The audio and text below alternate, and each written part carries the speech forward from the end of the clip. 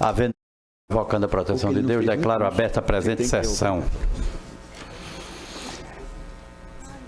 Inicialmente eu vou chamar aqui os processos que foram retirados de pauta. Se tiver alguém presente, já sabe que esses processos não serão julgados hoje. Processo 01001540 é o número 1 da pauta. Relatoria desembargador Amauri. Processo 0804-949-2023 é o 40 da pauta. A relatoria do Dr. Eduardo. Processo 0805-028-2023, 41 da pauta. Também da relatoria do Dr. Eduardo. Processo 0805-748-2020 é o 42. Também da relatoria do Dr. Eduardo, retirado de pauta. 0110-491-2023 é o número 43 da pauta. Também da relatoria do Dr. Eduardo. 0111-052-2023 é o 44 da pauta. Também da relatoria do Dr. Eduardo. 0802-473-2020 é o 45 da pauta. Na relatoria do Dr. Eduardo. E o 08-42-561, também 45? Está errado aí. Tem 2,45. Deve ser 46, é o 46. Da relatoria do Dr. Eduardo, também retirado de pauta. Agora, os processos. Não mesa. Apelação civil 0803-490, 46. Não, 46 é o código aqui, né? É o 18 da pauta. É o 18 da pauta, não mesa. Apelação civil 0103-104, o 28 da pauta, também não mesa. E a apelação civil 0862-987, 38 da pauta, também não mesa. Agora vamos para... Senhor presidente, por favor, pela ordem. Esse 38 que o senhor falou é um processo de doutora Marta que eu consegui despachar com ela para não apresentar em mesa, mas também fiz um pedido ao número 2 da ordem da pauta e ao 9, que é da relatoria de Vossa Excelência, para também não apresentar em mesa, porque são processos que não têm uma temática pacificada, ou seja, a sustentação oral se torna importante, e eu estou com duas audiências de instrução aprazadas para agora às 9 horas em Parnamirim. Então eu vim aqui só para garantir que a gente conseguiria esse deferimento, se for o entendimento de Vossa Excelência. O 2 e o 9. E o 9. Está aqui.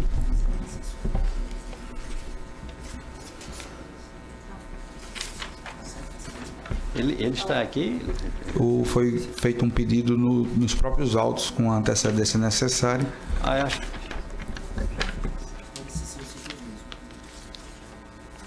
O 2 é não mesa, não é isso? 9. E o 9...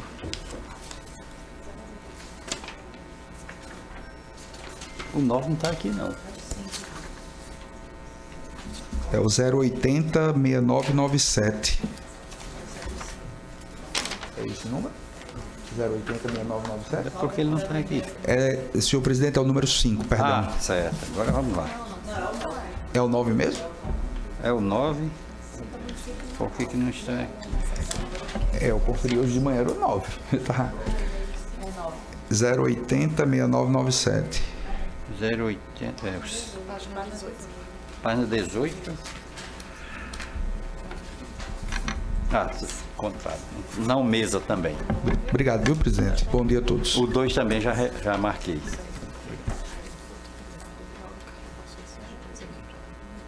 Não mesa também. O 19, número 19 da pauta, apelação civil 0809-985, da minha relatoria. E o 20, apelação civil 0810-328, também da minha relatoria. Quando é? Um é sexta. 19 e 20 da pauta. Não mesa, né? Já estão aqui esses? Se o campus e tem um outro é sexta. Deixa eu anotar aqui.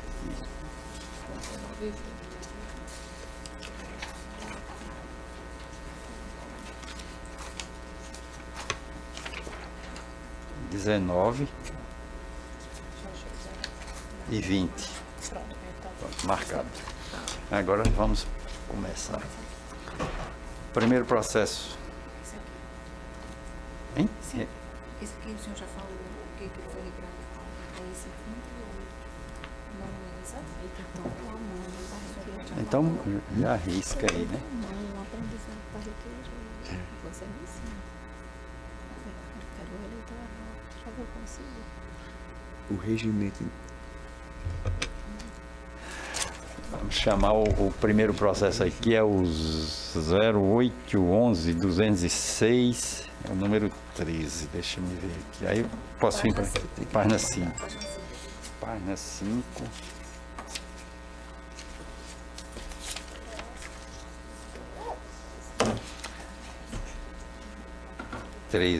É um agravo de instrumento. 0811-206, 43/2023, da minha relatoria. Dr. Carlos Otacílio Bocaiúva está inscrito para falar pela agravante. Morada Cemitério Limitado, é isso? É, sim, senhor. Certo. Vossa Excelência tem a palavra. Bom dia, Igreja Câmara, colegas e aqueles que estão nos assistindo pela internet. O presente processo visa reformar o despacho do primeiro grau, que negou uma tutela sob o argumento de que não haveria sequer a fumaça do bom direito. Em decorrência daí, também não haveria como discutir o segundo ponto, que seria o periculum morum. Há necessidade de fazer uma contextualização dos fatos, que são, resumidamente, da seguinte forma. 3 irmãos trabalhavam juntos, eles resolveram depois se separar, onde 2 ficaram juntos e um terceiro abriu sua própria empresa. Essa cisão que ocorreu na empresa, ela ficou gravado num acordo de cisão de que não haveria utilização nem da expressão Grupo Vila e muito menos dos seus derivativos. E, em decorrência daí, houve por parte da agravada a utilização, não só de forma direta, a utilização de uma das palavras que é do Grupo Vila, usaram o Vila, e evidentemente que acabou violando não só o contrato. Preocupado com essa situação, o agravante resolveu ir para o INPE e fazer o registro da marca referente à qual agora se discute, que é a palavra Vila, que por coincidência é efetivamente também o patronímico dos 3 irmãos. Houve uma certa discussão no primeiro grau, onde o juiz da primeira instância entendeu que, por ser sobrenome, eles poderiam usar a palavra Vila como marca. No entanto, como eu já disse anteriormente, para evitar uma confusão mercadológica junto aos consumidores, por quê? Porque as 2 empresas que surgiram após a cisão trabalham com o mesmo produto, que é no plano funerário, e também venda de jazigos. E no mesmo território a qual eles também atuam, não só no Rio Grande do Norte, como na Paraíba. Então, agora, na altura do campeonato, existe uma preocupação da agravante que isso não leve a uma confusão não só comercial, como também patrimonial, já que os nomes são iguais. E para se evitar isso, houve sim o registro da marca, foi deferido pelo INPE, e mesmo que se houvesse um outro registro com o mesmo nome, o STJ decidiu que, primeiro, é possível sim o registro do sobrenome, como também haveria como solucionar esse conflito. Seria exatamente pelo princípio da anterioridade. Agora, na altura da demanda, a preocupação em decorrência de várias queixas junto ao PROCON, junto ao Centro de Atendimento ao Cliente, chamado CAC, várias reclamações de clientes que não sabem com quem mais tratar. Quando uma família tem uma situação funesta, né, eles ligam para um pensando que é o outro, e aí gera-se toda uma confusão mercadológica e que gera-se inclusive demandas judiciais em decorrência desse fato, como se houvesse uma falta de atendimento. Se não bastasse essa situação, imaginemos se uma das empresas, se essa confusão perdurar, de que maneira essa confusão pode interferir na outra empresa? Seria através da confusão patrimonial, confusão de mercado, confusão de marcas, ou seja, pode-se entender que seria o mesmo grupo econômico, e que na verdade não são duas empresas distintas, separadas, e que efetivamente uma poderá ser prejudicada pela outra se uma delas tiver uma gestão, vamos dizer assim, que infelizmente gere uma derrocada econômica financeira. Então, num primeiro momento, então, o bom direito, ele está exatamente na parte da agravante, a possibilidade do bom direito. Primeiro, ela tem o registro no INPE. Segundo, o sobrenome pode ser sim registrado como marca, e se assim o for, será o princípio da anterioridade que deverá prevalecer com quem deve ficar essa marca. E o periculum in mora está mais do que caracterizado, ao nosso ver, com relação a essa confusão no mercado, que inegavelmente vai levar um prejuízo aos consumidores. Devemos levar em consideração que o nosso público-alvo são pessoas com uma certa idade e têm um poder aquisitivo baixo. E isso acaba agravando ainda mais a situação por causa dessa confusão utilizada pela marca. Então, eu requeiro aqui à Egrégia Câmara que defira o nosso agravo, dando os efeitos a ela ativo, no sentido de que suspenda a utilização da parte agravada pela marca Vila, e ao mesmo tempo, né, que caso Vossas Excelências entenderem, que também proíbam ambas as partes de usar essa marca, até para evitar um dano maior com relação ao público que tem se utilizado desse serviço. Então, assim, eu encerro a minha apresentação, agradeço e um bom dia aos senhores. Agradeço ao doutor Carlos Otacílio. Na emenda eu digo: processo civil, agravo de instrumento, ação ordinária negativa do TEL em primeiro grau, pretensa descontinuidade de utilização das marcas Vila 48 e derivações da marca Grupo Vila pela parte agravada, impossibilidade. Alegação recursal de proteção das marcas de propriedade da empresa agravante, inclusive por vinculação contratual. Não caracterização de violação ao uso da marca, uma vez que o termo Vila trata de sobrenome comum aos ex-sócios do Grupo Vila. Expressa autorização para o uso do patronímico. Marca presente há vários anos, compondo o nome das empresas, muitas delas inclusive criadas antes da divisão do grupo. Direito assegurado pela redação do artigo 124.15 da Lei 9.279/96, que regula o uso de propriedade industrial. direito de exclusividade da marca inexistente, decisão de primeiro grau mantida, precedente, conhecimento desse provimento do agravo do instrumento. Cito um precedente, inclusive, aqui da relatoria do desembargador Amauri, que ele diz, civil processual civil, agravo de instrumentação de obrigação de fazer acumulado com indenizatório. Decisão que indeferiu a tutela de urgência pleiteada. Alegação de uso indevido de marca registrada em rótulos de produtos da empresa recorrida, sociedade anterior, que permitia a utilização da marca. Relação de parentesco entre os sócios das empresas litigantes, na parte que interessa.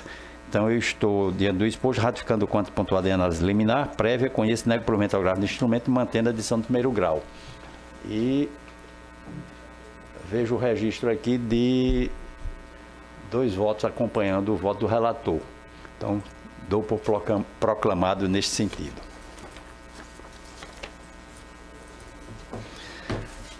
O próximo é o processo 29 da pauta. Folha. Página 5. É o 29. É apelação cível 0106-006-2014. Está inscrito aqui Dr. Nélio Silveira Dias Júnior, que fala pela parte apelada, o espólio de Francisco Xavier Pinheiro. A relatora, a juíza, doutora Marta Daniela. Em mesa, doutora Marta? Tempo? Sim, excelência.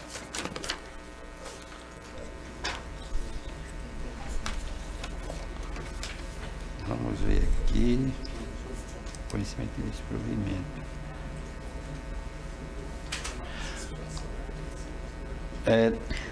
Doutor Nélio fala pela parte apelada.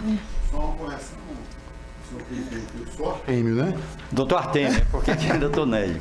Doutor Artêmio fala pela parte apelada. Falo pela parte apelada, exatamente. Apelada. A doutora Marta, que é a relatora, está conhecendo e desprovendo o recurso. Só agradeço então e desejo um bom trabalho a Vossas Excelências. Agradeço a doutora. Sempre um prazer revê-los. Okay. Obrigado. Próximo. 19. Não mesa, né? Agora o 16, página 1. O 16 é... Deixa eu abrir aqui.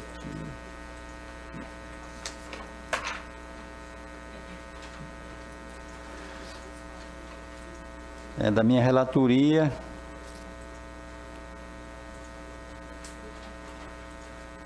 Havia um pedido de sustentação do Dr. Vitor Limeira para falar em nome da Constem, mas uma remessa necessária, não cabe sustentação. E aqui eu estou conhecendo e desprovendo a remessa oficial e há 2 votos registrados já acompanhando o relator.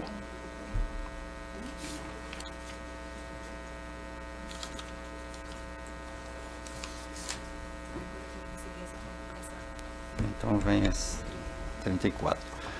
34. Apelação cível 0828-223-2020.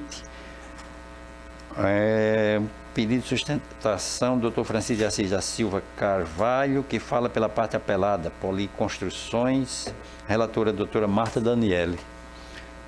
É presente ou é por vídeo? Está presente. Não está presente, é o 34. O 34, doutora Marta, conhecimento e desprovimento do recurso. 34.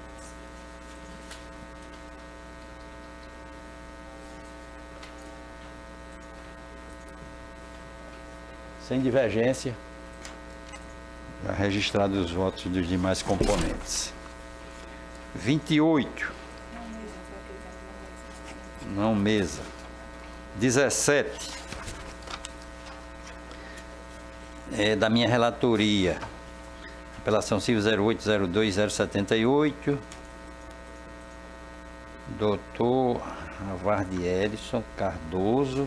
Está inscrito para falar Pela parte apelante, Marcones Costa Matias. Parte apelante. Está ausente e aqui eu estou. Apelação conhecida e provida. Sentença reformada. É o 17. Vamos ver se está aqui.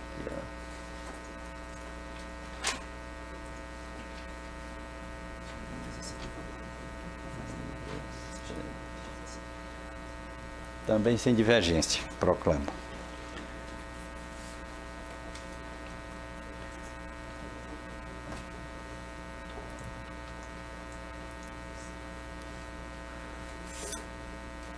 O 15.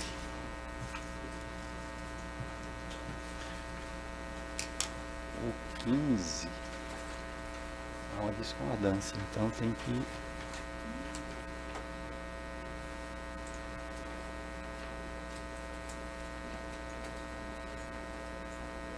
Não é isso?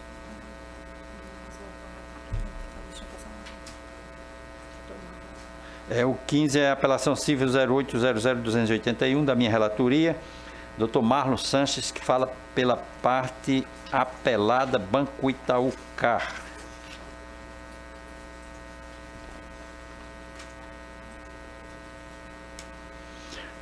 No caso... Está presente, doutor? Sim, excelente. Doutor Marlon, tem a palavra. Excelência, primeiramente, bom dia. Vou ser muito breve e objetivo nas minhas colocações, uma vez que nós pugnamos pela manutenção da sentença que julgou extinto o feito, dada a presença de todas as provas necessárias para trazer a legalidade da contratação do empréstimo, que a parte autora inicialmente desconhece. Há uma contratação com assinatura a rogo, onde existe, inclusive, a assinatura do rogado sendo filha da parte autora, o que nós trazemos como tese sempre, que há a presença da confiança, uma pessoa de confiança da parte autora, que traz toda a legalidade, toda a informação do que está sendo contratado. Há também a questão do benefício recebido por essa contratação. E, por fim, excelência, sem maiores delongas, uma vez que a matéria já é de amplo conhecimento, várias vezes julgados, nós trazemos a informação da lide temerária. São entre os anos de 2018 e 2023 foram distribuídas 13 ações, sendo 2 em face do apelado, o que demonstra que existe um viés de litigante quanto mais nesses processos, com relação, inclusive, a esse tipo de objeto, que é a contratação do empréstimo consignado. Por isso, pugnamos e entendemos que a sentença andou bem, a gente até pleiteia sempre a improcedência dos pedidos, mas a extinção também é uma forma de inibir tal tipo de prática. Nós entendemos que a sentença andou bem e pugnamos pela manutenção da mesma. Muito obrigado. Agradeço a Vossa Excelência. O voto da minha relatoria é no sentido da anulação, emenda de direito civil, apelação pelo procedimento comum, equilíbrio econômico. É isso? É isso aqui? É o 15, tá certo. Apelação civil, direito do consumidor e processual civil, apelação declaratória de nulidade contratual, acumulado com inexistência de débito, danos morais, materiais e pedido de retificação de indébito, desconto relativo ao empréstimo consignado, alegação de fraude pelo consumidor, extinção do processo sem resolução de mérito, multiplicidade de ações envolvendo as mesmas partes, pedido e causa de pedir, vedação à conduta da parte que procede, falta de interesse processual, ilegitimidade, inteligência da recomendação número 127/2022, Conselho Nacional de Justiça e nota técnica número 01/2020 do Centro de Inteligência dos Juizados Especiais do Rio Grande do Norte. Demanda predatória demonstrada nos autos. Sentença mantida, recurso conhecido e desprovido. Agora aqui, doutora Marta registrou um voto divergente. Doutor Eduardo acompanhando o relator e eu colho o voto da doutora Ana Cláudia. Bom dia, senhor presidente. O nosso entendimento é de acompanhar o voto da doutora Marta, divergente com relação ao não conhecimento do recurso. Pois não, pela divergência. Então, isso. Vai ficar suspenso, vai haver convocar mais um desembargador. Tá ok, excelência. Muito obrigado, excelente sessão a todos. Até uma próxima oportunidade. Obrigado. 6.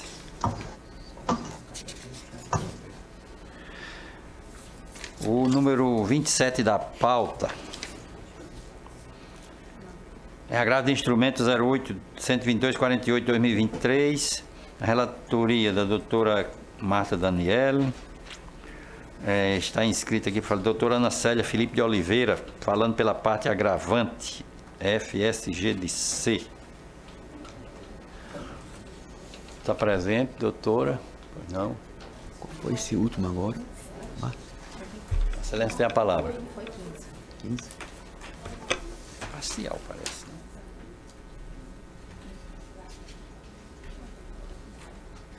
Agora 27.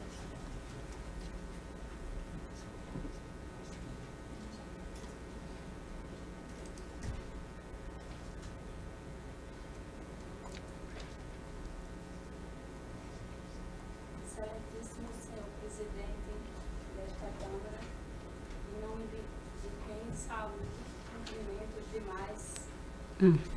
Excelentíssimo senhor presidente desta Câmara, em nome de quem cumprimento os demais membros da mesa. Senhoras e senhores, aqui presente, caros colegas advogados, os autos tratam de uma ação de alimentos, uma ação revisional, que houve o indeferimento da tutela e eu agravei para que houvesse a redução dos alimentos.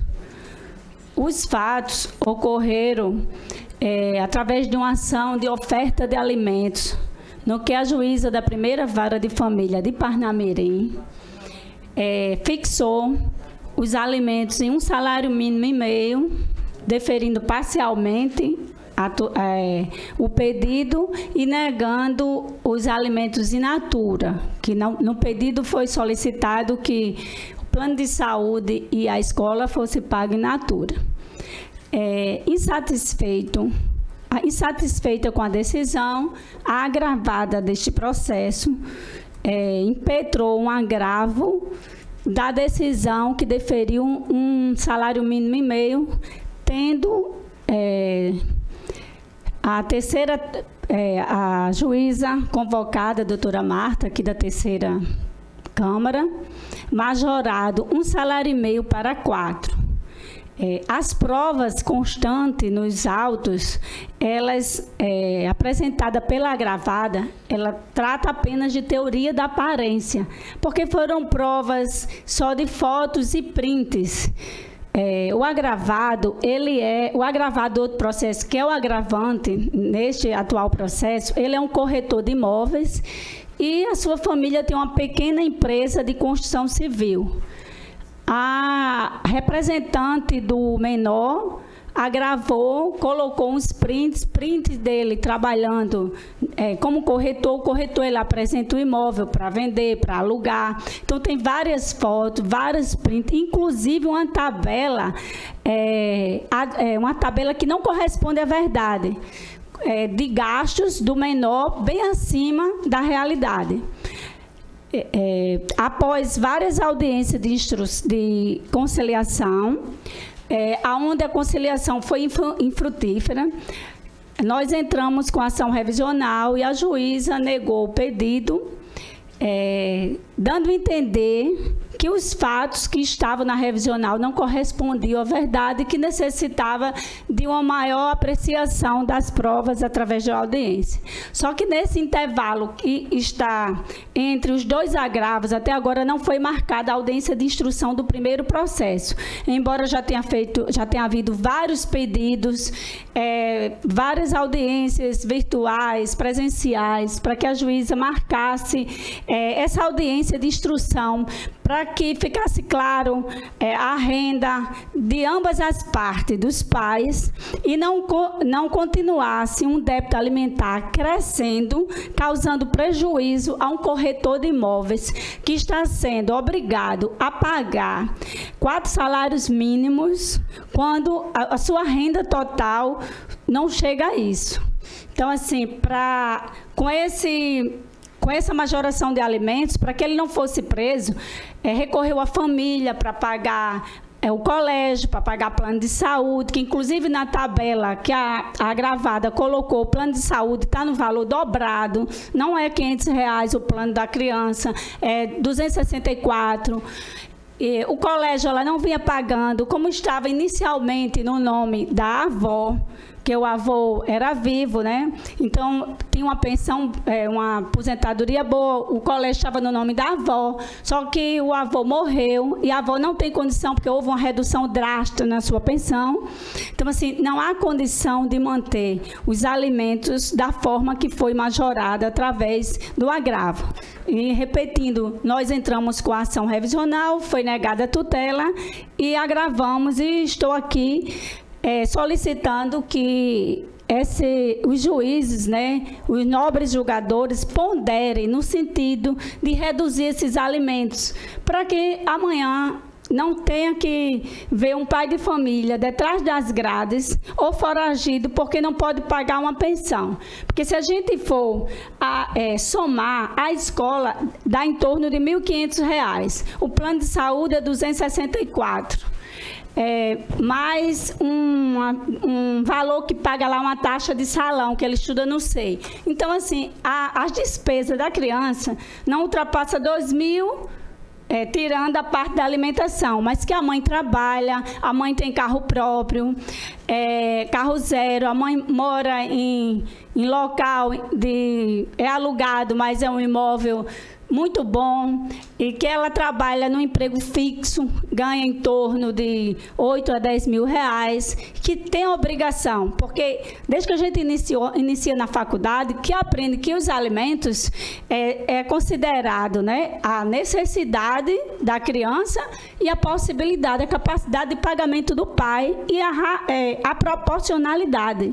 E não está havendo, na hora que a agravada trouxe provas, trouxe print, induziu, né, através da teoria da aparência, essa Câmara a majorar uns alimentos que posteriormente, e agora nos autos, nós provamos que ele é um corretor, ele tem o CRECE, ele tem especialização na função dele, exerce, mas o trabalho dele é um trabalho que ele tem que aparecer nas redes sociais, ele tem que aparecer nas reuniões, quando ele leva o cliente para a empresa, ele precisa mostrar os imóveis, tirar foto do imóvel, ir para reuniões e para seminários, e isso levou a agravada a juntar fotos, dizendo que o agravante seria dono dessa pequena empresa familiar.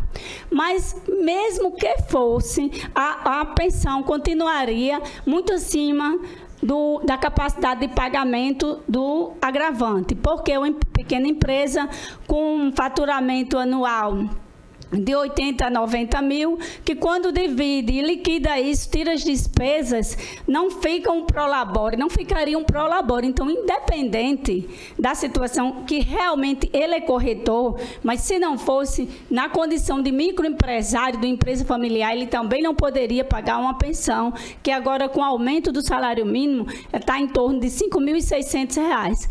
E devemos levar em conta que todo ano o salário sobe. E esse rapaz, quando ele era empresário do ramo salineiro lá de Mossoró, que ele faliu, ele tem um débito de tributos de mais de 4 milhões. Ele já foi desconsiderada a personalidade jurídica da empresa e o CPF dele está com esses débitos, está com impedimento. Então, ele não tem condição nem de ter empresa e nem de pagar um valor tão exorbitante. Então, eu requeiro a Vossas Excelências, a nobre relatora e os demais, que pondere, que vejam um valor que seja compatível. O meu pedido seria que retornasse para 1,5 salário, como foi deferido pela juíza que analisou os fatos primeiramente. Mas, se assim não entender esta Câmara, que veja um salário que seja compatível, porque até para fazer as audiências de conciliação nós estamos tendo dificuldade, porque a parte, a representante do menor já parte dizendo, minha proposta é a partir de 4 salários mínimos. 4 salários mínimos não seria uma proposta, já seria pagar os alimentos da forma que foi majorado. Então, eu peço mais uma vez que seja analisada as provas reais que nós juntamos nesse agravo e observe que a parte agravada apenas cita, coloca coloca fotos e prints, mas não tem nada concreto de situação de empresa por parte do agravado. Então, o pedido é no sentido de que seja reduzidos os alimentos. Obrigada. Agradeço, Vossa Excelência. A relatora... Quer falar? Excelência, eu posso ler a emenda e pontuar umas questões. Primeiramente, parabenizo a doutora Ana Célia pela sustentação do direito do constituinte dela. E seguindo aqui com a emenda, agravo de instrumento, ação revisional de alimentos, impugnação à justiça gratuita requerida em grau recursal, inadequação da via recursal nesse ponto, inteligência do artigo 100 do CPC, não conhecimento do recurso nesse ponto. Agora vamos para a parte que foi conhecida e será decidida. Pretensão para reduzir o valor pago a título de alimentos de 4 para 1,5 atual. Salários mínimos, atual quantia fixado por meio de acórdão proferido nos autos do agravo de instrumento da minha relatoria aqui nesta terceira Câmara Civil, cuja demanda originária tramita na instância de origem em conexão com a presente ação revisional. A ausência de comprovação acerca da alteração na capacidade financeira do alimentante e ou na necessidade do alimentando. A ação revisional que fora utilizada, na verdade, como sucedâneo recursal, decisão mantida, conhecimento parcial do recurso e nessa parte desprovida. E por que desprovida? Porque tudo que a doutora Ana Célia fez questão de pontuar aqui na tribuna, o que eu vejo é o seguinte, são vários fatos alegados, inclusive com prints que ela mesma referiu nos autos. Então, há necessidade de uma audiência de instrução pelo juízo de origem. Então, se há dificuldade na designação dessa audiência, aí tem que ser tratado lá na vara de origem. Mas tantos fatos alegados, então não é conveniente agora ficar saiu de 1,5, foi para 4, aí volta para 1,5. Não, tem que manter assim e aí tudo será resolvido na ponderação dos fatos, mas em instrução pela juíza da causa.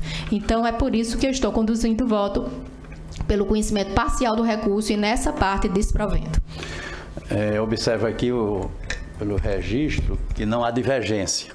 Então, proclama a unanimidade nos termos do voto da relatora. Número 35 da pauta, apelação civil 0829-134, da relatoria da doutora Marta Daniele. Está inscrito doutor Derney, do Nascimento Tenan, falando pela parte apelante, Isaías de Assis Araújo, parte apelante. Processo em mesa e... Sim, Excelência, eu estou conduzindo aqui recurso conhecido e provido. Provido, nos termos, está ausente, então a unanimidade está proclamada. 22 da minha relatoria, apelação civil 08-22-951-2022, Dr. Igor Rodrigues, inscrito para falar pela parte apelante, HPE Automotores do Brasil.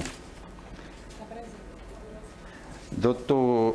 Igor está presente e aqui eu estou conduzindo o voto pelo conhecimento e provimento do recurso. Observe que não há divergência. Doutor Igor. Perfeito, Excelências. Diante do provimento do recurso, dispensaremos o uso da palavra e agradecemos imensamente a esta grande Câmara pelos trabalhos que são feitos e desejamos uma excelente semana a todos. Muito obrigado, Vossa Excelência. Assim proclamado o resultado. 27 foi. O número 5. Agravo de instrumento 0802-890-2023, da minha relatoria. Dr. Daniel Rodrigues Rivas está inscrito para falar pela parte agravante Henrique José Medeiros de Oliveira. Está presente? Está ausente. Número 5.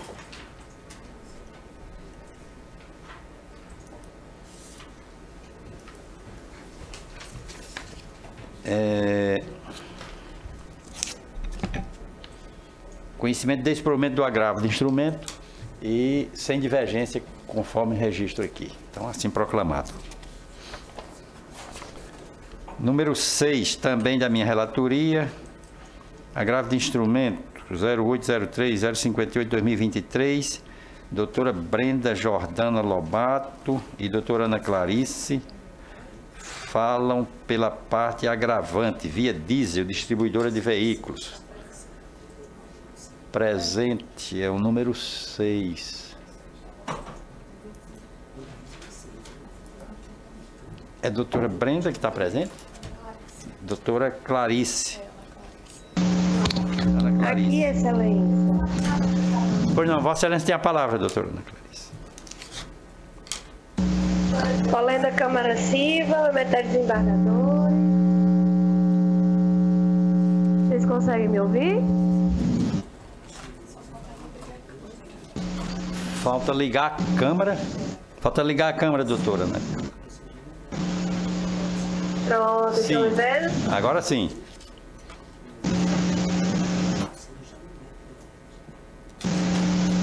Trata-se de agravo de instrumento ajuizado pela via diesel em face da Michelin, Sociedade Michelin de Motores de Peças, em virtude de tutela de urgência negada em sede de primeiro grau. A tutela de urgência foi negada ante o juiz de primeiro grau, não vislumbrou a probabilidade do direito naquela ocasião.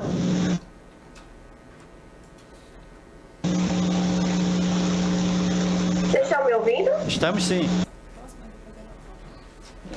Então, parece que a conexão da doutora Ana Clarice caiu. Então, eu vou chamar o próximo. 0811-858 é o 21 da pauta, da minha relatoria. Doutora Lohane Torres, falando pela partes apelantes, Marcelo Costa Filho e outros. Presente? Ausente. 21. 21.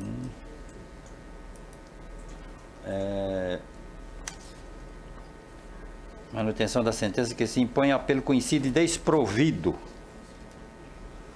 Aqui está faltando registrar um voto. Sim. Acho que doutora Marta? Vou registrar, Excelência, acompanhando. Acompanhando. Então, a unanimidade. Nós temos voto relator. O 11 da minha relatoria, agravo de instrumento 0808-759-2023, doutora Gilca da Mata, falando pela parte agravante, Ministério Público, 45ª Promotoria. Doutora Gilca tem a palavra. Bom dia a todos, bom dia, desembargador Vivaldo. Eu vou pedir uma autorização para compartilhar minha tela para poder fazer uma breve apresentação, já que se trata de uma questão que envolve uma localização importante da cidade, ok? Só um minutinho. Gostaria de cumprimentar o senhor relator, né, no qual também cumprimento os excelentíssimos senhores desembargadores, julgadores dessa egrégia terceira Câmara e também a excelentíssima senhora Procuradora de Justiça, doutora Rossana Sudário. Eu vou fazer agora esse compartilhamento para facilitar o entendimento da questão, que é um pouquinho técnica. O agravo de instrumento, o agravante é o Ministério Público e o agravado o município de Natal. Ok. Aqui. Ó, tá aparecendo lá. A situação atual da demanda principal é importante que se fale, porque o agravo de instrumento, ele pede tutela liminar. Então, ainda existe um longo caminho a ser percorrido no processo principal, na ação civil pública principal, porque houve a petição inicial em março de 2023, depois o pedido de tutela liminar foi indeferida em junho de 2023. Em agosto de 2023, houve uma contestação apresentada pelo município. Tivemos uma audiência de conciliação no dia 14 de novembro do ano passado, recentemente, e a próxima etapa agora é a instrução probatória, ou seja, o Ministério Público pediu a produção de provas. É muito importante entender a questão de mérito do processo original, embora toda essa questão do agravo não envolva o mérito, mas é muito importante entender que o que nós estamos querendo nesse agravo é uma tutela de proteção para que seja julgado o mérito com tranquilidade no processo,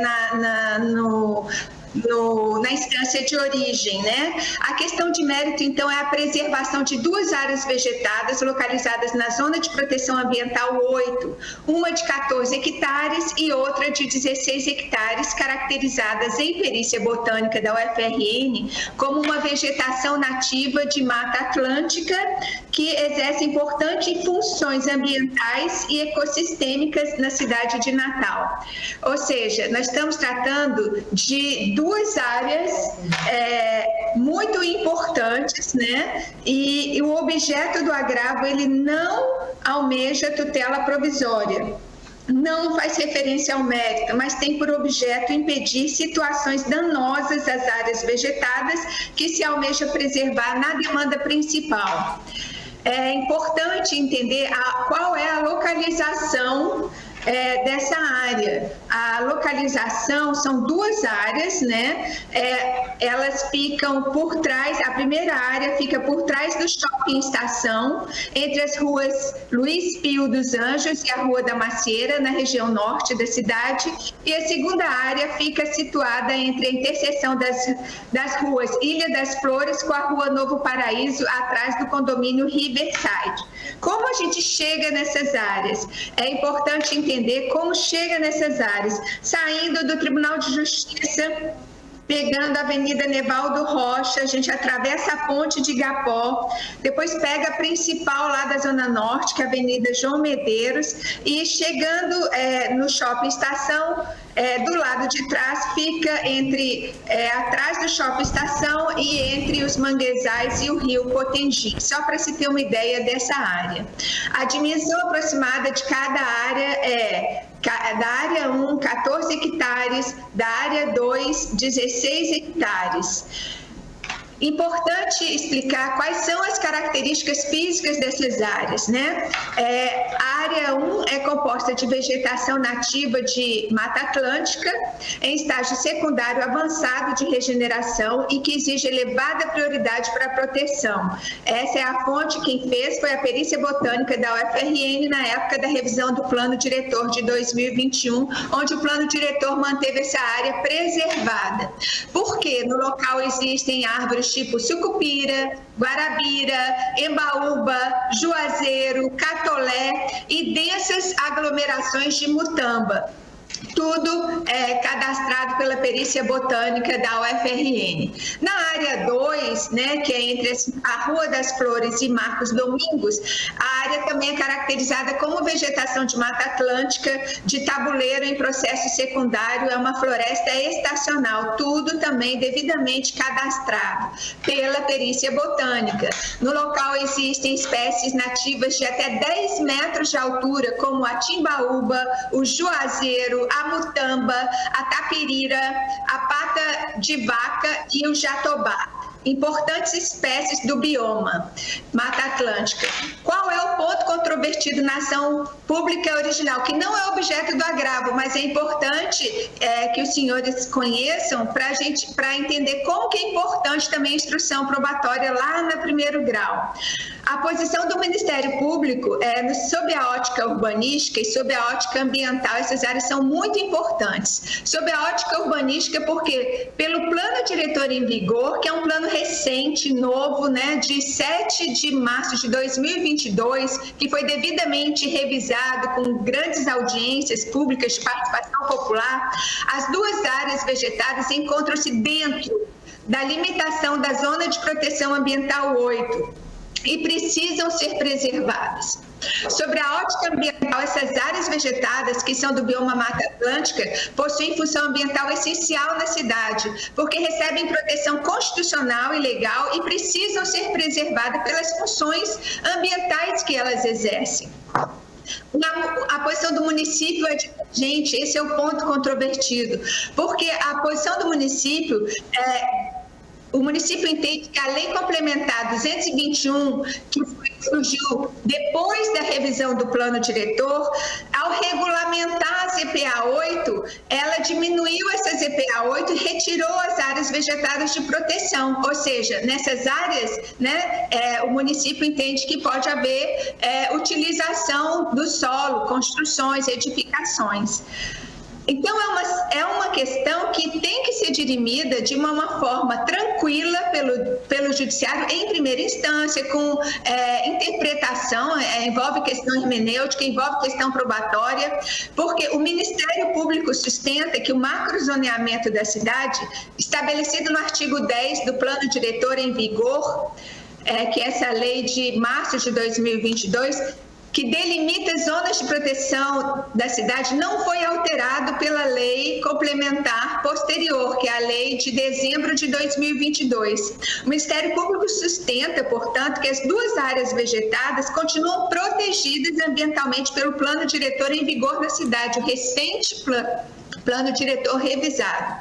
Na contestação, o município de Natal sustenta que as mencionadas áreas vegetadas de Mata Atlântica, em virtude dessa nova lei complementar de dezembro de 2022, saíram da Zona de Proteção Ambiental 8 e, portanto, as mencionadas áreas passaram a ser classificadas como áreas adensáveis passíveis de ocupação. Então, nós levamos para os autos principais várias causas de pedido que precisam ser analisadas pelo Poder Judiciário. Lembrando que causa de pedido não é só uma situação, engloba todos os fatos e os fundamentos jurídicos dos pedidos. A Lei Complementar 208 de 2022, que dispõe sobre o plano diretor da cidade, em seu artigo 10, estabeleceu o macrozoneamento da cidade com 10 zonas de proteção ambiental. A forma de uso e ocupação das EPAs, né, ou seja, a regulamentação, foi estabelecida no artigo 21 do Plano Diretor de Natal, sem prejuízo de lei posterior para regulamentar a questão. A lei 21 de 2022, surgiu 9 meses depois o processo de revisão do plano diretor da cidade. E o objetivo da lei foi de regulamentar a ZPA 8 e delimitar as subzonas. Ou seja, qualquer regulamentação da ZPA não pode alterar os limites do mapa especificado no artigo 10 do plano diretor, que trata do zoneamento. A parte da lei 221 de 2022, que diminuiu a área da ZPA 8, não pode ser aplicada, porque altera o macrozoneamento prescrito no artigo 10 do plano diretor em vigor, né, que março de 2022. Aqui nós temos, então, o macrozoneamento da cidade, do jeito que está previsto no plano diretor em vigor. O artigo 10 fala: o macrozoneamento divide a totalidade do território do município em 2 macrozonas. Então, hoje na cidade de Natal existe a zona densável, que é a zona 1, e a zona de proteção ambiental, que são as EPAs. No mapa do lado direito, a gente vê que ele é estabelecido no parágrafo único do artigo 10 do plano diretor. Então, existem 10 zonas de proteção ambiental extremamente delimitadas no artigo 10 do plano diretor da cidade. Já o artigo 21 fala da regulamentação. As zonas de proteção ambiental 7, 8, 9 ficam regulamentadas nesta lei.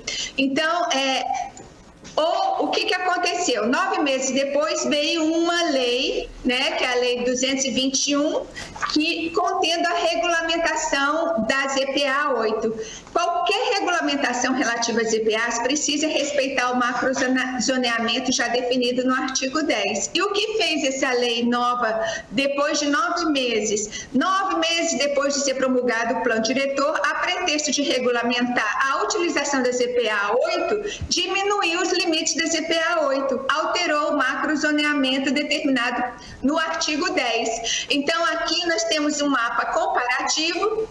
O limite conforme o plano diretor, que não foi alterado, continua em vigor, do artigo 10, esse macrozoneamento que nós mostramos aqui. Então, aqui o limite conforme uma lei que era para regulamentar as EPA 8 e diminuiu, tirando inclusive essas áreas tão preciosas do bioma Mata Atlântica.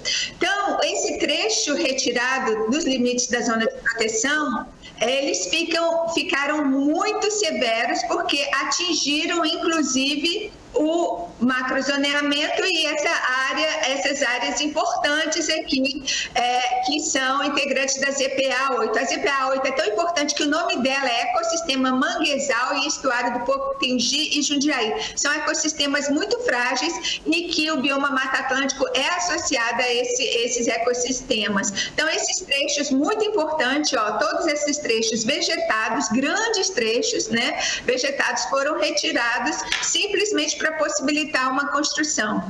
Então, as consequências é que, pelo macrozoneamento da cidade, se uma área não é mais zona de proteção, ela passa a ser zona densável. E o efeito concreto, qual é? O entendimento de que a área vegetada que pretende se preservar seja ocupada por edificações. Então, a causa de pedido nos autos engloba a inconstitucionalidade dos dispositivos da lei nova, que não poderia, porque não foi uma lei que revisou o plano diretor, é uma lei nova que era para regulamentar um artigo do plano diretor. A importância de se preservar ambientalmente 2 importantes áreas vegetadas, tudo foi levado para a primeira instância. Importância de se manter as funções ambientais das áreas vegetadas, questões ecossistemas, questões climáticas, questões do conforto ambiental, drenagem urbana. Na hora que a gente tira uma vegetação, nós temos problemas seríssimos, né, de impermeabilização do solo, com consequência para drenagens urbanas, grandes inundações, grandes alagamentos, que é um problema seríssimo na cidade, proteção dos mananciais, proteção constitucional e infraconstitucional para o bioma Mata Atlântica, que é, pela Constituição Federal, considerado como patrimônio nacional. Então, a importância do agravo é impedir a utilização, supressão vegetal, autorizações, edificações ou outras atividades nas áreas vegetadas até o exaurimento de todas as questões levadas para o juízo de primeiro grau. Doutora Gilca, Vossa Excelência tem 1 minuto. Certo. Obrigado. É importante a fase de instrução no primeiro grau, é importante a avaliação judicial do juízo de primeira instância das questões hermenêuticas trazidas pelo Ministério Público, né, levando em consideração o princípio do meio ambiente como direito fundamental, o princípio da prevenção, o princípio da precaução, o princípio da segurança jurídica. Então, nós pugnamos para que seja determinado, que seja deferido todos os pedidos em sede de agravo, porque prevenir danos enquanto a ação, para que a ação de primeiro grau seja exaurida. Então, o pedido é que se abstenha de expedir qualquer autorização ou licença ambiental urbanística para a construção e edificação, para corte e supressão vegetal na área do bioma Mata Atlântico especificados. Pedimos ainda também a delimitação dessas áreas pelo próprio município, não só pelo Ministério Público, porque é muito importante para não ter problema de autorização indevida de construções em áreas vegetadas e que informa os autos a existência de procedimentos de licenciamento ambiental, urbanístico e de consultas prévias. Então, todos esses pedidos são para impedir danos irreversíveis, para garantir a segurança jurídica, para a gente não ficar entrando com situação A, B ou C, para impedir demandas judiciais decorrentes de supressão vegetal em casos concretos, né? Lembrando que o presente agravo versa sobre tutela de urgência e não diz respeito ao mérito da demanda original, para impedir que qualquer dano seja ocasionado às áreas vegetadas ante a produção das provas solicitadas e antes da decisão final do mérito da ação civil pública, né? Torna-se premente uma tutela de urgência destinada à proteção provisória dessas áreas, sob pena de provimento jurisdicional final, que poderá confirmar a importância das áreas e restar prejudicado. Eu agradeço demais, né, a oportunidade, a possibilidade e realmente gostaria de ressaltar a importância dessa causa, né, para a cidade de Natal, que vivencia tantos problemas de alagamento, problemas de drenagem, por impermeabilização total, em grande parte de áreas importantes da cidade. Muito obrigada. Agradeço a doutora Gilca, e na emenda eu digo: direito processual civil, ação civil pública, agravo de instrumento, não conhecimento de pedidos formulados em sede de liminar, lei complementar municipal, pleito transverso de declaração de inconstitucionalidade, impossibilidade, ausência de demonstração da fumaça do bom direito e do perigo da demora, decisão mantida, recurso conhecido e desprovido, em dissonância com o parecer do parquê. Observa aqui que há 2 votos acompanhando o voto do relator e proclamo a unanimidade, julgada a unanimidade nos termos do voto do relator.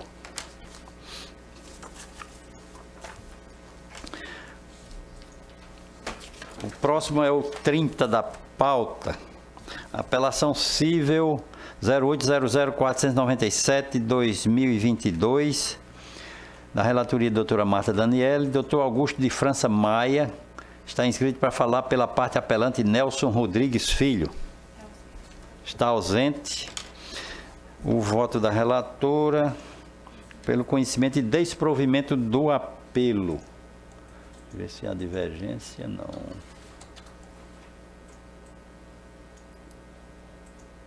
Sem divergência. 36. Apelação civil 08-29-702-2023, da relatoria da doutora Marta Daniele, doutor Felipe Campana, fala pela parte apelada UP Brasil Administração e Serviços Limitada. Ausente. Recurso conhecido e provido. 36. Sem divergência. Sem divergência.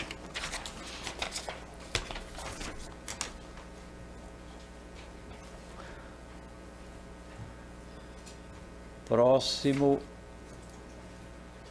é o 24, agravo de instrumento 0808-689-2023, da relatoria da doutora Marta Daniele, está inscrito o doutor Darwin Campos de Lima, falando pela parte agravante Camilo Campanella Neto. Ausente. Agravo decisão mantida, conhecimento e desprovimento do recurso, agravo interno prejudicado, também a unanimidade. 19 já foi retirado. 20. 33. 33, apelação civil.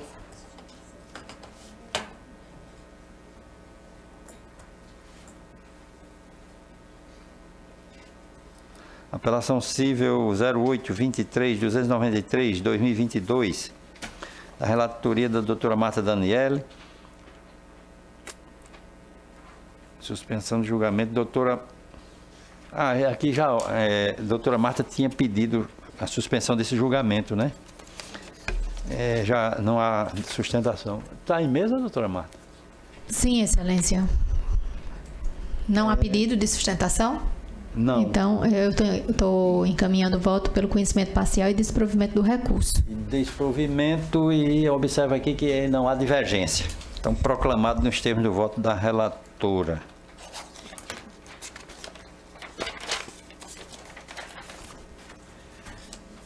Isso aqui. Chama agora esses? Só esses que estão grifados e amarelos. Só tem ela para falar? Só. Então... E aqui? O próximo é o 4 da pauta. É isso? Não, 17. Página 17.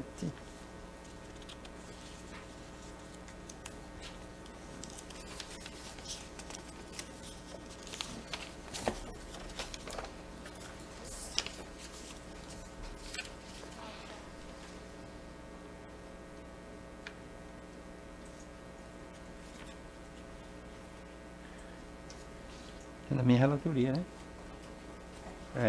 É o 4 da pauta, agravo de instrumento 0802-485-2023, da minha relatoria, doutora Fernanda Fernandes, falando pela Unimed.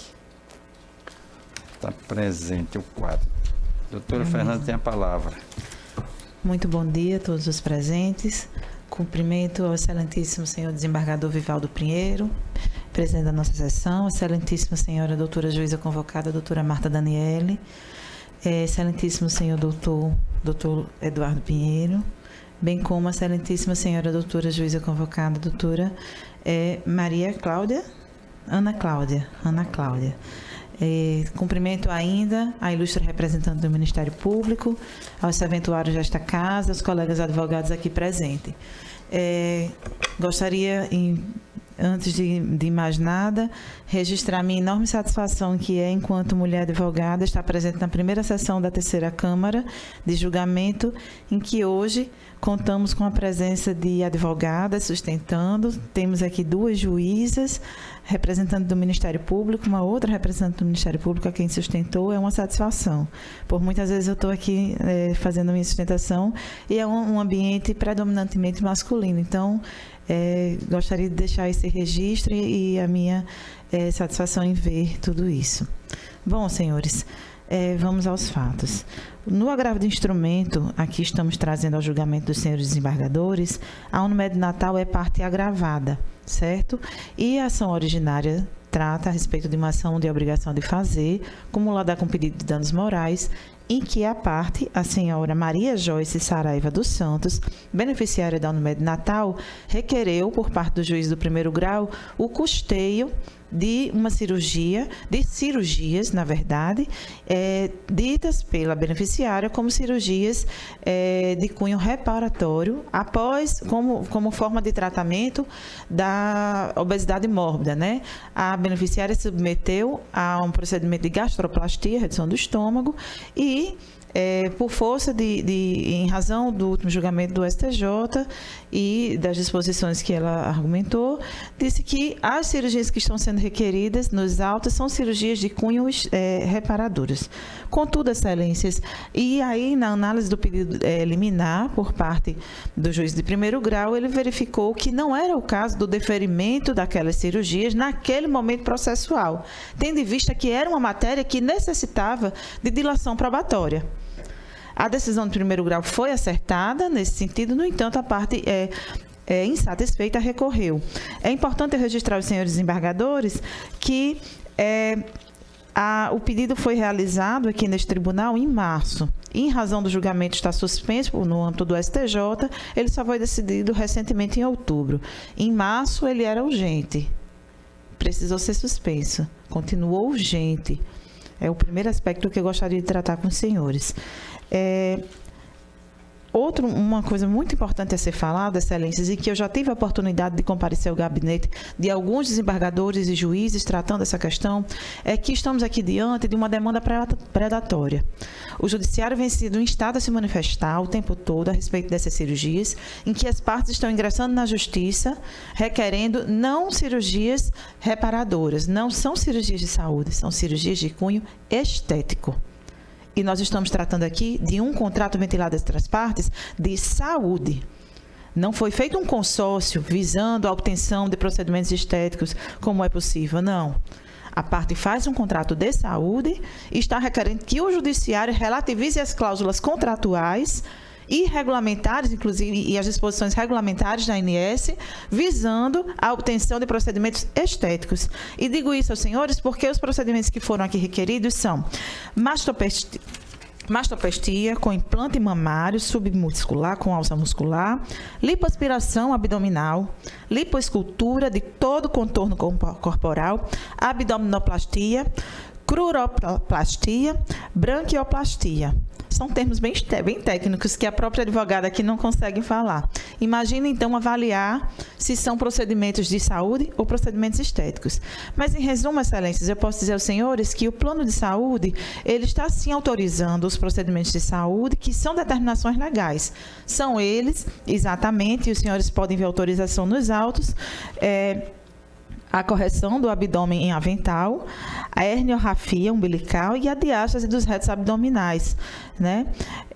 Esses são de cobertura obrigatória por disposição da própria ANS, quando nos seus pareceres de número 24 de 2021, sobre órteses e próteses, o parecer número 19 de 2021, o parecer técnico 10 de 2021 sobre abdominoplastia, determina quais são as obrigações do plano de saúde custear. Quais são as obrigações de saúde? O fornecimento de prótese de silicone, por exemplo, é obrigatório custeio por parte do plano de saúde quando o beneficiário está realizando tratamento contra o câncer. A abdominoplastia, a correção do abdômen avental, quando existe uma perda excessiva, realmente, e a região do abdômen fica flácida ao ponto de interferir na saúde, né? A correção da diástase dos retos abdominais, né, tem influências diversas dentro da saúde do beneficiário. Mas requerer que o judiciário forneça lipoaspiração e silicone por meio de um contrato de plano de saúde beira a aberração jurídica. Se os senhores observarem dos autos, nós colocamos os prints de um grupo. O nome do grupo é Grupo das Reparadoras. Agora, em dezembro, teve uma promoção. A gente pagava a consulta e já vinha com o laudo. O laudo, se os senhores observarem nessas ações, eles são exatamente iguais. Eles mudam, talvez, a perda de peso, o nome do beneficiário. Mas todos estão com dificuldades de realizar asseio, estão com problemas de assaduras, todos os beneficiários estão assim. É muito interessante. O laudo da psicóloga, que consta nos laudos, também estava em promoção no final do ano. Aproveitem os preços de 2023. Mas calma, eu não estou tratando de um comércio. Ou será que não? Será que essa indústria do direito de saúde não merece uma atenção mais atenta, mais apurada? Trago aos senhores o laudo, por exemplo, da psicóloga. Em nenhum momento os senhores vão ver a descrição da patologia da pessoa, dizendo que é uma pessoa que faz tratamento, acompanhamento há tanto tempo, determinado período, e que foi identificado isso. Não, ela sofre de transtornos dismórficos, se eu não me engano é esse o nome, dificuldade de aceitação social. E a cirurgia plástica, a lipo e o silicone que está sendo requerido ali, as cintas, as meias, que vai resolver aquele problema, aquela angústia daquela pessoa. Eu acho que caberia, por parte do Poder Judiciário, que está sendo instado a se manifestar o tempo todo, uma reflexão mais profunda. Porque os senhores estão sendo colocados dentro de um comércio, e a verdade é essa, porque na medida em que grupos são feitos entre beneficiários, em que se diz o valor da consulta com o laudo, não é o valor da consulta propriamente dita, é a consulta com o laudo, você já sai com o laudo, é assim que é colocado. É uma situação muito grave, sabe? E precisa de um olhar mais atento. Juridicamente, Excelências, o julgamento do tema 1069 por parte do STJ no ano de 2023, os julgadores, muito embora não tenham decidido a fundo exatamente as questões, os excelentíssimos ministros colocaram que, se houver dúvida a respeito do caráter da cirurgia que está sendo requerida, que seja então realizado perícia técnica. O que estamos pedindo aqui nesses autos do agravo do instrumento é a possibilidade de dilação probatória, possibilidade de produzir provas. É só isso, por meio da perícia técnica. Inclusive, na decisão agravada, tem um aspecto muito interessante que o juiz de primeiro grau fala assim: fazendo-se prudente o aguardo da dilação probatória, sobretudo pelo caráter irreversível da medida. Inclusive, sobre o caráter reversível da medida, eu gostaria de chamar a atenção dos senhores desembargadores que esta beneficiária em especial, ela ingressou na justiça requerendo os benefícios da justiça gratuita, porque custear, arcar com os custos de um processo para ela afetaria então o sustento dela e da sua família. Vamos dizer então que mais na frente o judiciário decida que não era o caso de um procedimento de saúde, de um procedimento estético. Como é que essa pessoa que não tem capacidade de arcar com as custas de um processo vai, então, devolver aos cofres da Unimed Natal o valor de mais de R$50 mil? Será que não seria prudente, por parte do julgador, determinar o custeio dessa cirurgia mais na frente, depois que a perícia, que o profissional técnico que tem habilidade suficiente para indicar se é um procedimento de saúde ou não? Será que não seria o caso de aguardar? É isso que nós estamos requerendo de Vossas Excelências. É a possibilidade de produzir prova, a possibilidade do contraditório e da ampla defesa. Então, Excelências, nesse sentido, a nossa manifestação aqui nessa tribuna, considerando o tema que está sendo colocado ao debate dos senhores desembargadores, a sensibilidade e essa demanda predatória que tem movimentado o judiciário, que tem onerado por demasiado os cofres da Unimed Natal, assim como dos outros planos de saúde. É um olhar mais cauteloso, é o que estamos requerendo dos senhores para a manutenção da decisão que foi agravada e desprovimento do agravo interposto. Agradeço a Vossa Excelência e eu digo na conclusão do voto que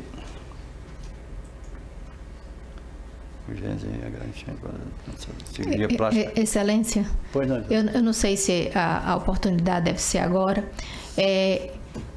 Diante da sustentação, eu gostaria de pedir vista, porque o que eu tenho observado é o aumento desse tipo de demanda e a necessidade de reflexão, sobretudo para distinguir entre reparação, né, ou estética no procedimento requerido.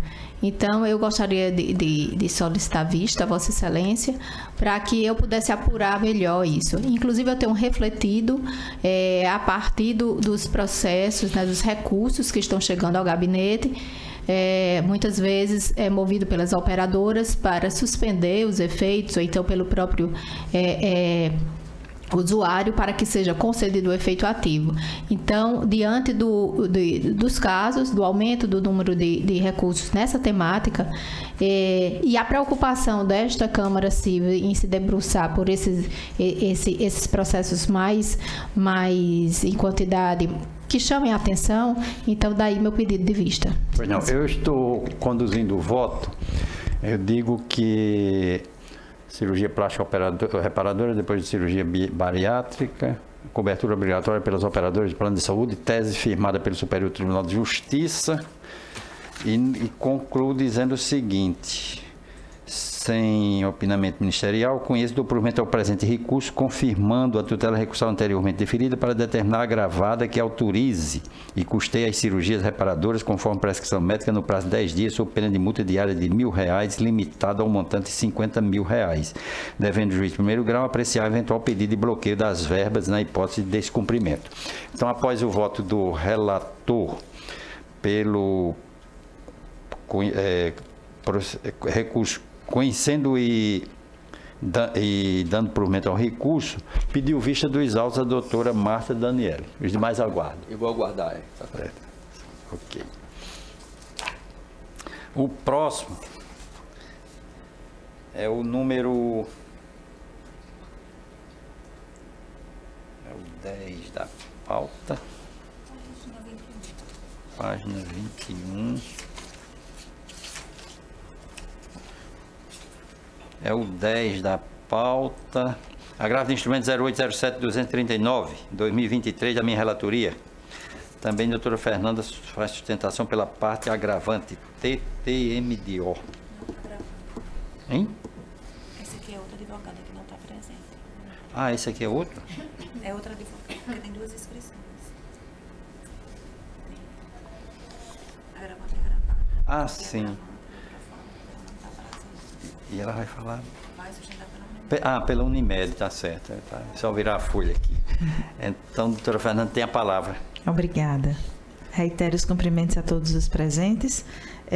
No caso do agravo número de ordem 10, em que a Unimed também é parte agravada, temos que na ação originária, a parte relator, a parte autora e aqui parte agravante, relator que foi diagnosticada com transtorno do desenvolvimento de linguagem, TDL, que é o CID-10-F80, e advindo posteriormente o diagnóstico de transtorno do aprendizado, né?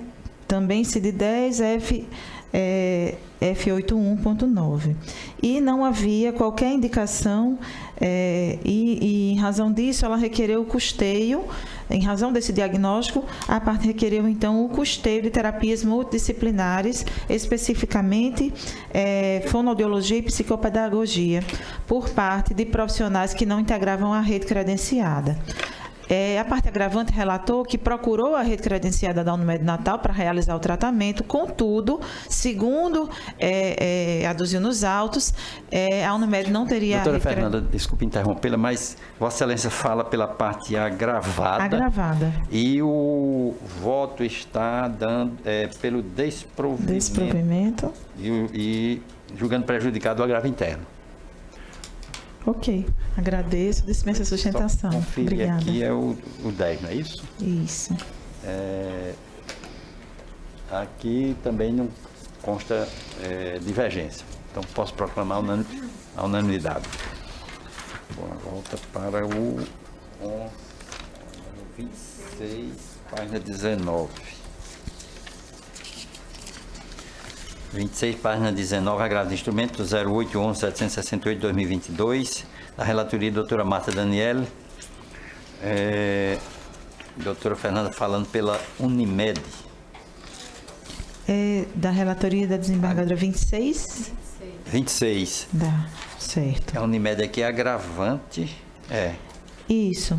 Inclusive, houve o julgamento do agravo interno, já, em que o Dr. Rossini ele realizou a sustentação oral em julho de 2023. Posso iniciar? Pode, Excelência. Muito bem. Bom, neste a Unimed Natal também é parte agravada, né? E, assim como relatei anteriormente, a parte autora, nos autos originários, requereu o custeio de terapias multidisciplinares. Ela disse agravada? É agravante. Agravante. É esse 26. Hein? Deixa eu mudar aqui. Qual é a página mesmo, hein? Perdão. Muito bem. Então, a parte agravada requereu o custeio de terapias multidisciplinares nos autos da ação originária. Ocorre que, quando as partes foram intimadas a se manifestar a respeito das provas que desejavam produzir, a Unimed Natal, então, se manifestou pelo requerimento da perícia técnica multiprofissional, tanto no prontuário, né, como no próprio beneficiário, que é uma criança, para comprovar se as informações do prontuário condiziam com a realidade do menor.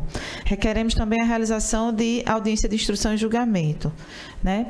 Nesse caso específico, os autos originários, se os senhores observarem, tem diversas alegações de descumprimentos, a Unimed sempre demonstrando que está disponibilizando a rede para o tratamento, o custeio, o reembolso, enfim. Então, existe essa divergência também com relação à carga horária. Por esse motivo, especificamente, nós justificamos nos autos a motivação para o pedido de provas, contudo, o pedido da Unimed Natal não foi deferido e então o juiz de primeiro grau entendeu que não caberia seria a produção daquelas provas que seriam meramente protelatórias. Excelência, serei muito breve nas minhas razões, porque o direito do contraditório e da ampla defesa é constitucional.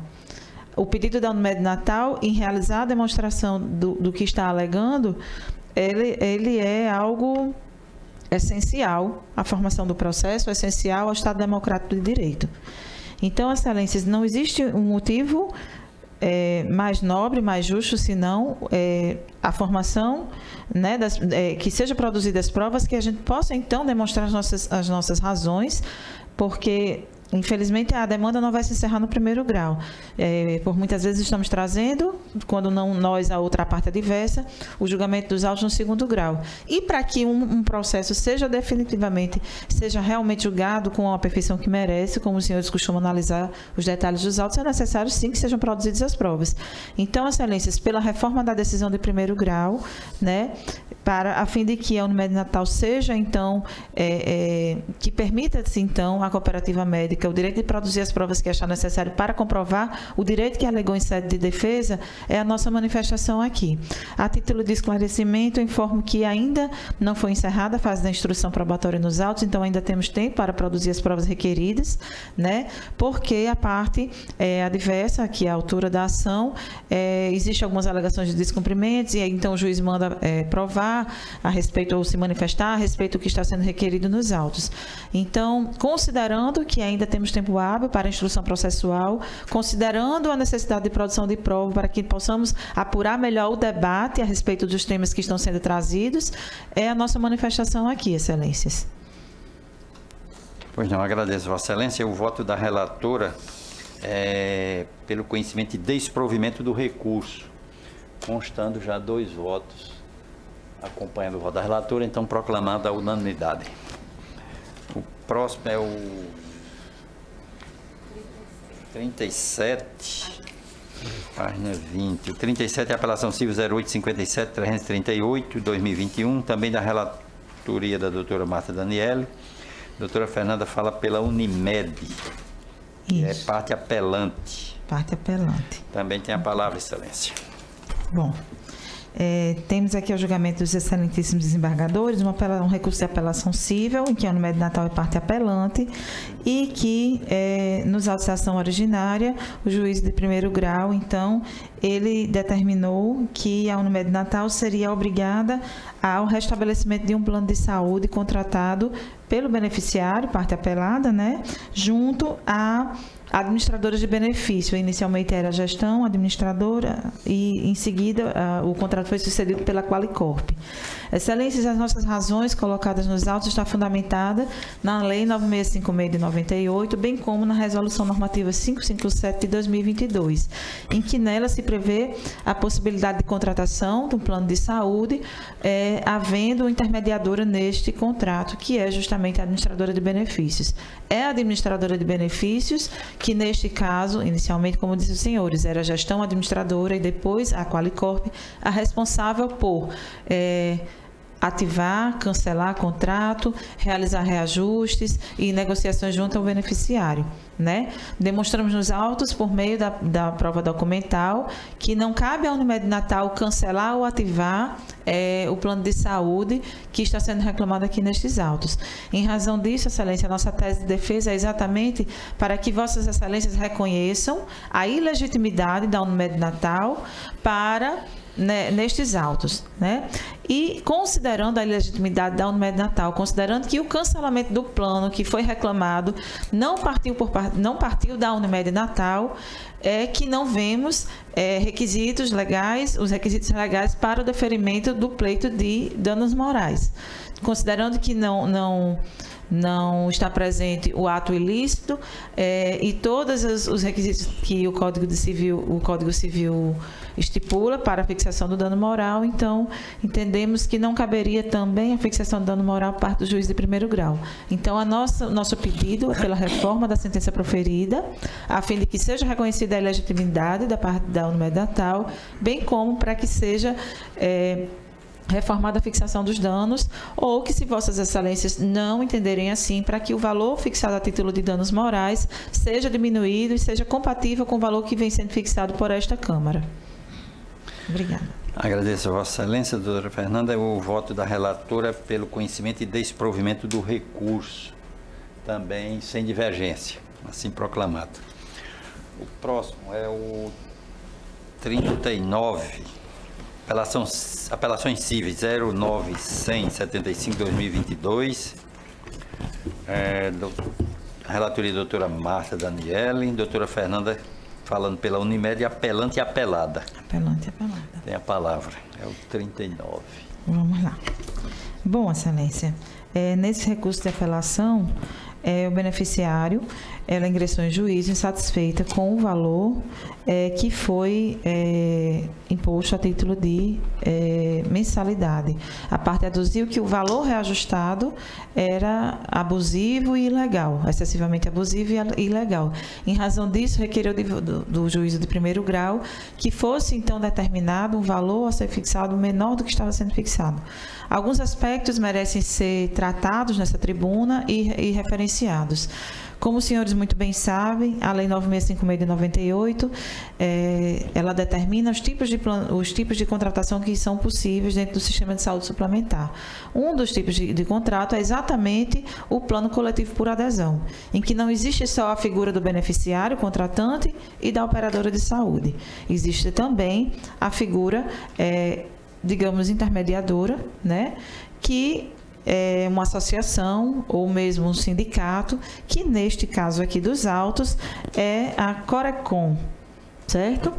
Então, qual é o papel, então, da Corecon neste tipo de contratação? A Corecon é o Conselho Regional de Economia, né?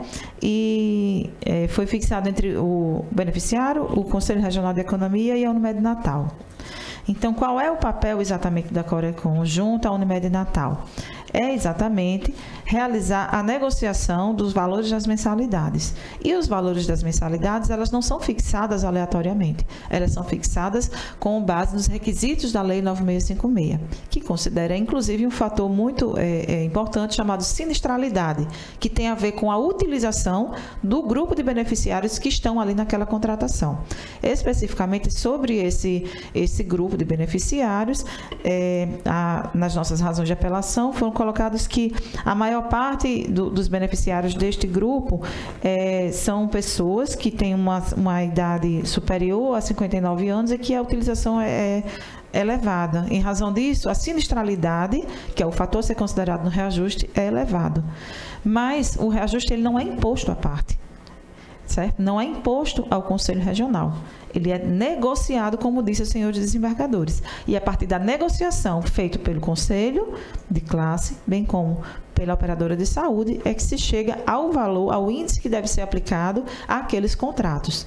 Então, Excelências, justamente atendendo à orientação jurisprudencial, que os senhores podem ver que colocamos aí nos autos, que existe um enunciado, né, de número 22 da primeira Jornada Nacional de Direito de Saúde, e que determina que não deve ser um fator aleatório. A própria lei dos planos de saúde também fala isso, que o fator de reajuste daquela mensalidade não deve ser um fator aleatório, e que de fato estamos demonstrando que não é com base na lei, nas disposições legais e com base na negociação que foi realizada entre o plano de saúde e o próprio Conselho Regional, né? É importante eu mencionar também aos senhores desembargadores e juízes que o fator sinistralidade ele tem previsão contratual também, e é feito um estudo, né, para que se chegue, então, ao cálculo técnico atuarial a fim de dar equilíbrio econômico e financeiro aos contratos. Então, Excelências, considerando os fatores contratuais, os aspectos contratuais e legais, e o atendimento à própria jurisprudência do Superior Tribunal de Justiça dessa turma, para que não sejam aplicados fatores aleatórios ao reajuste, a nossa manifestação pedindo o provimento do nosso recurso, né, e, consequentemente, o desprovimento desprovimento por parte do recurso da parte adversa. O recurso da parte adversa trata basicamente a respeito da fixação de danos morais, que a Unimed Natal, por entender que a sua conduta não é ilegal, está pautada única e exclusivamente em aspectos legais e contratuais, entende que não existe ato ilícito a ser indenizado. Então, pelo provimento do agravo da Unimed Natal e o desprovimento do recurso da outra parte, é a nossa manifestação aqui nessa tribuna. Agradeço a Vossa Excelência. O voto da relatora é conhecimento e desprovimento do apelo e recurso adesivo. A unanimidade. Obrigada pela oportunidade do debate. Tem um ainda, e tenha um bom dia. Acredito que... Tem o... Tem mais não? Agradeço a Vossa Excelência. Tenha um bom dia a todos, boa sessão. Obrigado. Até mais. Agora volta para... Página 15 é o 03? É os embargos de declaração 0801-935 da minha relatoria. Doutor Renato estava inscrito, mas não cabe sustentação.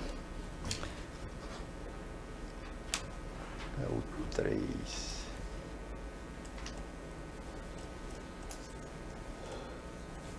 Embargos. Não provido à unanimidade. O 8, também embargos.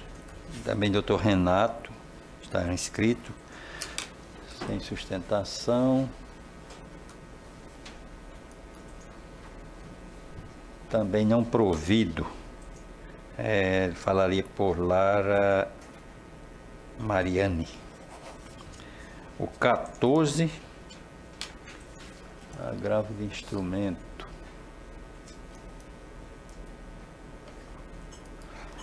Agravo de instrumento 0836-10, 2023.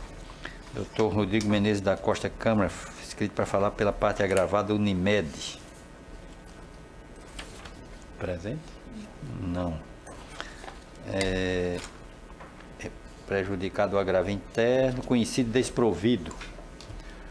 Unanimidade. 23, agravo de instrumento. A relatoria da doutora Marta Daniele, doutor Rodrigo Menezes está inscrito, falando pela parte pela Unimed, agravante. Também não presente. Ausente aqui é reforma do deciso, conhecimento e provimento do agravo. É o 20? É o 23, é isso. Conhecimento e provimento.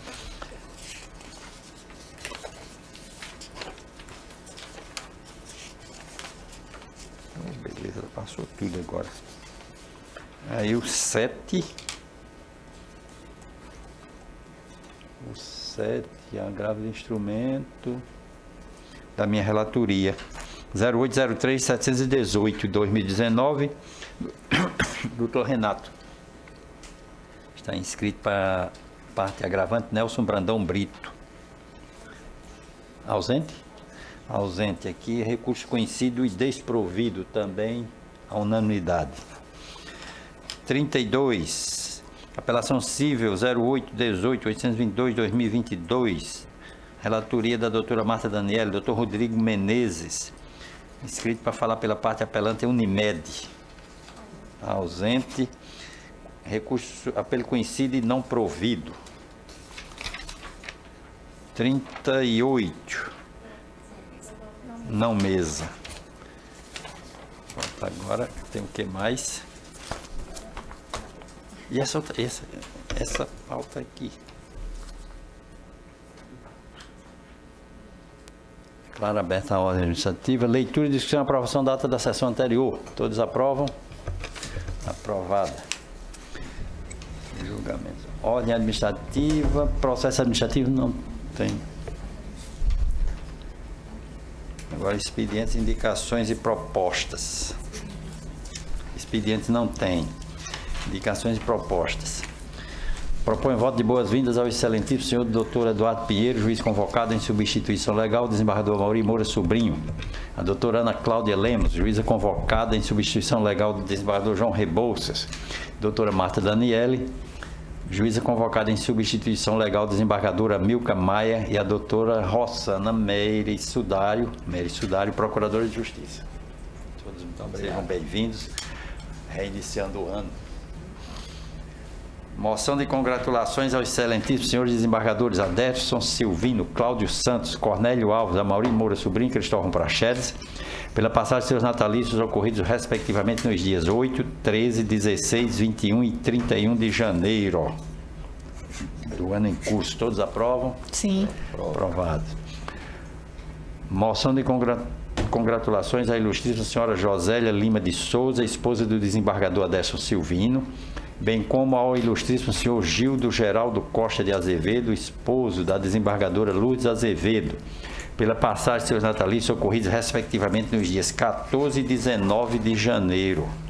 Todos de acordo? De acordo. Sim. Aprovado.